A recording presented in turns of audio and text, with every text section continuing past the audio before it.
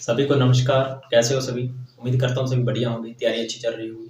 और मैं निशान सिंह और आप सभी का स्वागत है हमारे स्टडी चैनल के ऊपर।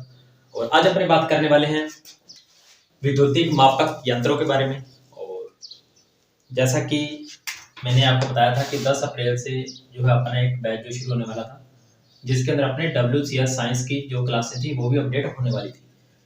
तो 10 तारीख की जो क्लास है वो आप देख सकते हो, WCS साइंस की, जिसके अंदर आपने क्या मात्रक के बारे में पढ़ा हुआ कि मात्रक क्या होते हैं और कितने प्रकार के होते हैं उनके बारे में मैंने पढ़ा था। और ये है अपनी थ्योरी की क्लास, ठीक है।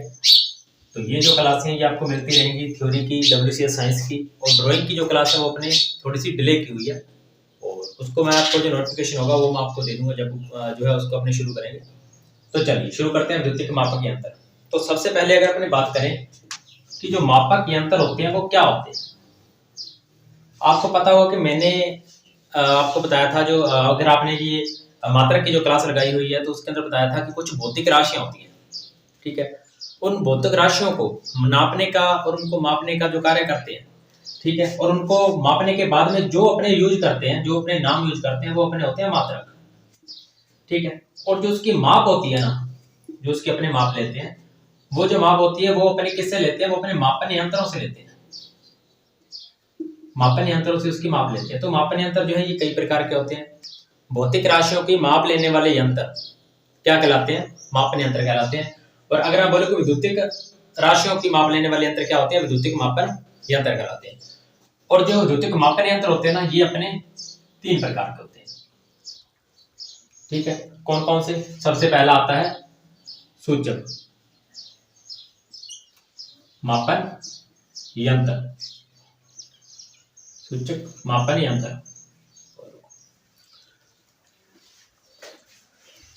सूचक मापन यंत्र, इसे इंग्लिश के अंदर बोलते हैं indicating measuring tool.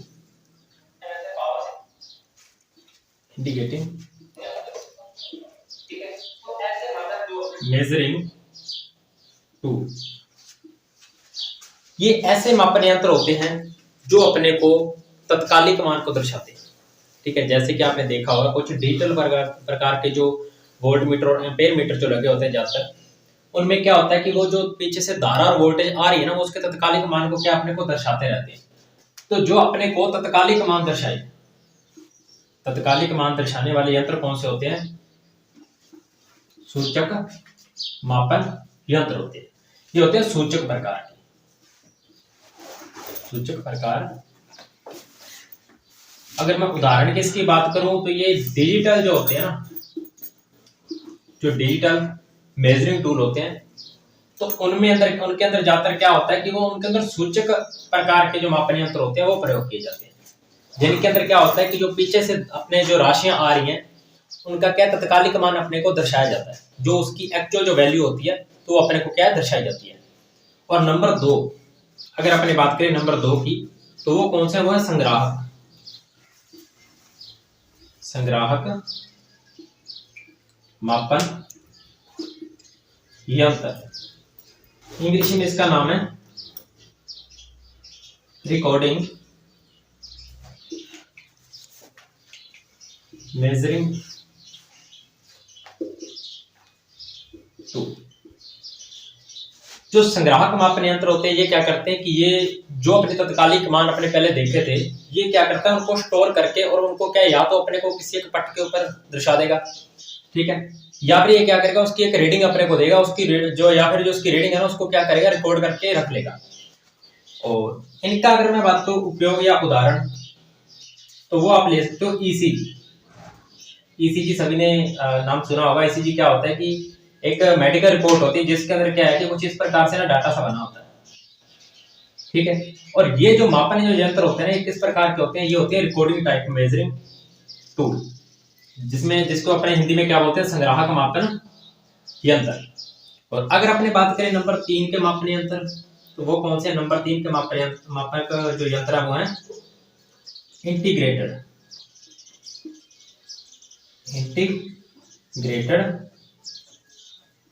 Measuring tool, और इन्हें हिंदी में बोलते हैं संचयक मापन यंत्र। अब संचयक मापन यंत्र कौन से होते हैं? अभी देखो, सबसे पहला आपने पढ़ा था सूचक मापन यंत्र, जिसके अंदर क्या होता था कि वो अपने को तत्कालिक मान दर्शाता था। फिर अपने पढ़ा रिकॉर्डिंग, जो अपने को तत्कालिक मानों को स्टोर करने के बाद में अपने को एक रिकॉर्ड के ऊपर दर्शाता था। फिर अपने देखा इंटीग्रेटेड यानी संचयक, ये क्या करता था, ये जितने भी तत्कालिक मान होते थे उनका क्या करता था, पूरा का पूरा एक शीट है कि आप बोल सकते हो कि तैयार करके अपने को देता था, या फिर एक उसका एंड जो डाटा होता था वो अपने को देता था। और इसका अगर मैं उदाहरण की बात करूं तो इसका जो एग्जांपल है वो है हमारा kWh मीटर या एनर्जी मीटर। वो क्या करता है कि वो जो तत्कालिक मान जो पीछे से जो राशियां आ रही हैं, धारा और वोल्टेज, तो उनको भी रिकॉर्ड करता रहता है, उनको भी दर्शाता रहता है अपने को, अगर अपने देखना चाहे तो। और फिर वो अपने को क्या, उसका एक जो रिकॉर्डिंग जो सिस्टम होता है वो भी अपने को दर्शा देता है कि आपकी इतनी जो यूनिट है वो इस दिन खपत हुई है और उसके पीछे के दिन। और वो क्या करते हैं कि अपने को पूरी 1 महीने या 2 महीने की डिटेल भी अपने को दे देता है अगर अपने को चाहिए। तो वो किस प्रकार का हो गया, संचयक मापन यंत्र। और अगर अपनी बात करें इन मापक यंत्रों के अंदर 3 प्रकार के बल लगते हैं। जो ये मापन यंत्र होते हैं इनके अंदर बल लगते हैं, कितने? 3 प्रकार के बल लगते हैं। तो चलिए देखते हैं कौन कौन से हैं। तो इसके अंदर बल का कार्य क्या है? देखो, आपने देखे होंगे जो कुछ एनालॉग प्रकार के जो मापक यंत्र होते हैं जिनके अंदर क्या होता है कि सुई का प्रयोग किया जाता है। तो सुई में क्या होता है कि अगर आपको रीडिंग पूरी ऐसे स्टिक चाहिए तो उसके लिए क्या करना पड़ेगा, आपको सुई को एक जगह के ऊपर फिक्स करना पड़ेगा। तो उसके लिए जो बल प्रयोग किए जाते हैं, ठीक है। और उसके बाद में एक जो सुई को घुमाने के लिए एक बल प्रयोग किया जाता है। और फिर कई बार क्या होता है कि रीडिंग सही ना होने के कारण सुई क्या है, ऐसे दोलन करती रहती है एक जगह के ऊपर, तो उसको एक जगह के ऊपर रोकने के लिए भी एक अपने को बल का प्रयोग करना पड़ता है। तो चलिए देखते हैं, सबसे पहला जो बल इसके अंदर प्रयोग किया जाता है वो कौन सा है? वो है नंबर 1 का जो बल प्रयोग किया जाता है वो है विक्षेपक टॉर्क, या बल आप इसको बोल सकते हो, जिसे इंग्लिश के अंदर डिफ्लेक्टिंग टॉर्क बोलते हैं। डिफ्लेक्टिंग टॉर्क या फोर्स आप इसको लिख सकते हो। ये क्या होता है? ये वो बल होता है जो सुई को क्या करता है, गतिमान करता है। सुई को, या बोल सकते हो पॉइंटर को। पॉइंटर कौन सा हो गया? जो सुई नहीं होती, जैसे ये एक मीटर बना हुआ है, आपने देखा होगा उसके ऊपर क्या ऐसे एक डायल होता है जिसके ऊपर ऐसे पैमाने बने होते हैं। और यहाँ पे क्या होता है कि एक ऐसे करके सुई होती है। ये जो हमारा होता है ना, ये हमारा होता है पॉइंटर। और इस पॉइंटर को इस पैमाने के ऊपर घुमाने के लिए जो बल प्रयोग किया जाता है वो हमारा होता है विक्षेपक टॉर्क या बल, जिसे अपने डिफ्लेक्टिंग टॉर्क बोल देते हैं। तो यहाँ पे मैं लिख रहा हूं सुई को या पॉइंटर को पैमाने पर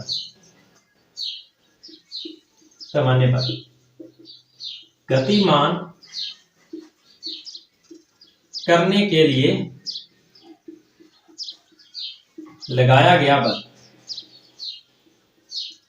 ठीक है, तो पैमाने के ऊपर पॉइंटर को या सुई को गतिमान करने के लिए जो अपने बल लगाते हैं वो हमारा क्या होता है, वो हमारा होता है विक्षेपक टॉर्क या फिर डिफ्लेक्टिंग टॉर्क।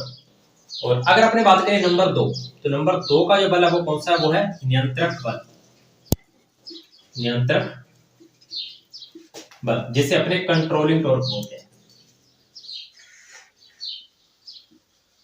Controlling torque. नियंत्रक बल क्या होता है? अभी देखो, मैंने एक बल लगा दिया जो सुई को क्या करेगा, ऐसे धकेल देगा उस पैमाने के ऊपर। और अगर अपने सुई को न रोका तो क्या होगा कि सुई ऐसे डायल से घूमेगी और यहाँ पे क्या होगा, यहाँ पे कहीं लग के क्या हो जाएगी, टूट जाएगी। तो सुई को नियंत्रित करने के लिए, जैसे कि सपोज करो जैसे इसकी रीडिंग मैंने यहाँ पे दर्शानी है, अगर मैंने बल लगाया तो सुई कैसे आगे भी जा सकती है। तो बल को उस पॉइंट के ऊपर रोकने के लिए, जो अपनी रीडिंग का जो मान है वहां पर रोकने के लिए जो अपने बल यूज करते हैं, जो क्या कहलाता है, हमारा नियंत्रक बल कहलाता है। तो मैं इसको लिख दूंगा पॉइंटर को नियंत्रित कर रोकने का कार्य करने वाला बल। ठीक है, तो ये था अपना दूसरा बल। पहला बल था विक्षेपक टॉर्क या डिफ्लेक्टिंग टॉर्क, जो क्या करता था कि सुई को या पॉइंटर को पैमाने के ऊपर गतिमान करता था। फिर अपने पढ़ा नियंत्रक बल यानी कि कंट्रोलिंग टॉर्क, जो क्या करता था कि उस सुई को उस पॉइंट के ऊपर रोकता था जहां पे उसकी क्या है जो रीडिंग है। फिर अगर अपने बात करें नंबर 3 के बल की, तो नंबर 3 का बल है वो कौन सा है? वो है अवमंदक बल, जिसे अपन इंग्लिश में बोलते हैं डैम्पिंग टॉर्क। Damping torque. तो अब ये डैम्पिंग टॉर्क क्या करेगा? पहला बल सुई को धकेलेगा, दूसरा उसको रोकेगा, तीसरा क्या करेगा कि सुई में क्या होता है कि मैंने आपको पहले बताया कि सुई को एक जगह के ऊपर रोकने के लिए, उसकी सही एक्चुअल वैल्यू दिखाने के लिए अपने को क्या उसे एक जगह के ऊपर स्थायी करना पड़ता है। और एक्चुअल में होता क्या है कि रीडिंग अप्रोक्सीमेटली होती है, मतलब सही नहीं होती, अनुमानित होती है। ऐसी के मान के कारण क्या है कि सुई दोलन करती रहती है, ऐसे कंपन करती रहती है। तो उस कंपन को कम करने के लिए जो बल लगाया जाता है, मतलब सुई को एक जगह के ऊपर स्थायी करने के लिए, उसको रोकने के लिए जो बल लगाया जाता है वो हमारा अवमंदक बल होता है, यानी कि डैम्पिंग टॉर्क कहलाता है। तो मैं इसको लिख दूंगा पॉइंटर की कंपन को रोकने वाला बल, रोकने वाला बल। तो ये थे विद्युत मापक यंत्र के अंदर लगने वाले 3 बल। पहला बल कौन सा है? पहला बल है जो पॉइंटर को गतिमान करता है और पॉइंटर को क्या करता है, ये वापस उसी स्थिति के ऊपर लाने का कार्य भी करता है। ये 2 कार्य करेगा। पहला कार्य क्या करेगा कि उस जो सुई होगी अपनी सुई को ऐसे घुमाएगा जो अपनी जो पैमाना होगा उसके ऊपर, और सुई को वापस भी लेके आएगा। और नंबर 2 है नियंत्रक बल, जो क्या करेगा कि सुई को उस पॉइंट के ऊपर नियंत्रित करेगा, उसको रोकेगा उस पॉइंट के ऊपर जहां पे अपनी रीडिंग जो है आनी है। और अवमंदक बल क्या करेगा, जो सुई के अंदर जो दोलन होगा उसका, ठीक है, जो उसके अंदर क्या कंपन होगी तो उसको कम करने का जो कार्य करेगा वो हमारा अवमंदक बल करेगा। तो अभी क्या हमने सबसे पहले पढ़ा कि विद्युत जो मापक यंत्र है ये 3 प्रकार के थे, ठीक है। पहला था सूचक, जो अपने को तत्कालिक मान दर्शाता था। नंबर 2 पे था संग्राहक, जो अपने को क्या तत्कालिक मानों को क्या करें क्या कि एक पैमाने के ऊपर अपने को दर्शाता था। फिर था नंबर 3 यानी कि संचयक, जो अपने को एक पूरा आप बोल सकते हो कि उसका एंड जो डाटा था वो अपने को दर्शाता था। तो ये 3 प्रकार के यंत्र थे और ये इन यंत्रों के अंदर लगने वाले 3 बल थे। पहला था विक्षेपक टॉर्क यानी कि डिफ्लेक्टिंग टॉर्क, नंबर 2 पे था नियंत्रक यानी कि कंट्रोलिंग टॉर्क, और नंबर 3 पे था अवमंदक बल यानी कि डैम्पिंग टॉर्क। तो चलिए इस वीडियो के अंदर क्या है कि अपने विद्युत मापक यंत्र के जितने प्रकार हैं उनके बारे में और उनके अंदर जो बल प्रयोग किए जाते थे उनके बारे में अपनी बेसिक जो इन्फॉर्मेशन थी वो अपने इसके अंदर मैंने आपको बता दी है। और नेक्स्ट वीडियो के अंदर क्या है कि अपने इन तीनों के बारे में फुल डिटेल से जानेंगे। तो चलिए मिलते हैं नेक्स्ट वीडियो के अंदर। और अगर आप इस चैनल के ऊपर नए हैं तो इसे सब्सक्राइब जरूर कर लीजिए और जुड़िए हमारे साथ टेलीग्राम चैनल के ऊपर, जिसके ऊपर क्या है कि मैं थ्योरी की जो अपनी क्विज होती है तो वो मैं उसके ऊपर डालता रहता हूँ, जिसके अंदर क्या है कि आपको 10 से लेकर के 20 या 30 क्वेश्चन उसके अंदर आपको मिलते हैं, जिसके अंदर क्या है कि आपको अप्रोक्सीमेट जो उसका टाइम होता है वो आपको दिया जाता है 1 मिनट लगभग एक प्रश्न का। और उसके बाद में जो जैसे ही आप उस क्विज को कंप्लीट करते हो तो आपको क्या आपका स्कोर वहां पे जो है दिखाई दे जाता है। और अगर आप उस क्विज के अंदर 80% से ज्यादा नंबर बनाते हो तो आपको क्या है कि सर्टिफिकेट भी दिया जाता है, जो हमारा स्टडी टैग चैनल है उसके द्वारा, ठीक है। तो जरूर आप जुड़िए। तो चलिए मिलते हैं नेक्स्ट वीडियो के अंदर, तब तक जय हिंद जय भारत।